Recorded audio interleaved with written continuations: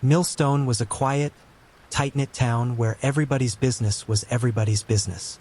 So, when Jamie Whitlock, a soft-spoken kid who once struggled to afford lunch, rolled back into town behind the wheel of a gleaming Aston Martin, the community was stunned and suspicious. His sudden wealth didn't fit the story they thought they knew about him. Whispers flooded the diner counters. Drugs, fraud, even dark rituals. In a town where fortunes came slow and honest, Jamie's overnight riches smelled wrong. Concern turned into pressure. Anonymous calls flooded the sheriff's office. Was Jamie involved in crime? Was he a danger? Sheriff Dan Morrison, who'd known Jamie since he was a boy, launched a quiet investigation. It wasn't about throwing the kid in jail. It was about protecting the town and Jamie from himself, if necessary. Jamie, meanwhile, remained tight-lipped, offering no explanations, living large but avoiding attention. His behavior only deepened the town's fear. Had Millstone harbored a wolf in sheep's clothing all along? Sheriff Morrison traced Jamie's financial records but found no drugs, no suspicious cash flow, no offshore accounts. Everything looked clean, too clean. Digging into Jamie's past, Dan found a thread.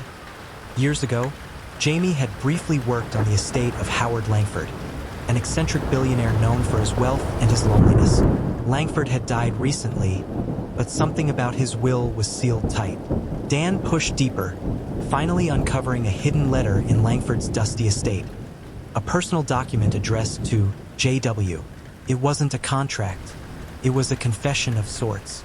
Howard Langford, isolated and bitter in his final years, had found in Jamie something no fortune could buy: simple kindness. Jamie, the struggling boy, had cared for Langford's withering garden, and, unknowingly, his withering spirit. No agenda, no greed, just compassion. Langford, touched beyond measure, secretly rewrote his will, leaving a massive portion of his fortune to Jamie, the only soul who had reminded him that humanity still had worth. Jamie wasn't hiding a crime. He was hiding a miracle and perhaps his own disbelief at it. The truth shook Millstone harder than the rumors ever had.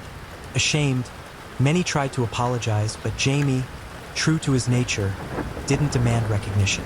Instead, he quietly donated money to rebuild the old church, opened scholarships at the high school, and paid off hospital debts for struggling families. Eventually, Jamie left Millstone, his name never fully free from the stain of suspicion. But those who remembered him well knew the truth. Jamie Whitlock was never corrupted by wealth. He was proof that sometimes the good guys really do win, even if no one believes it at first.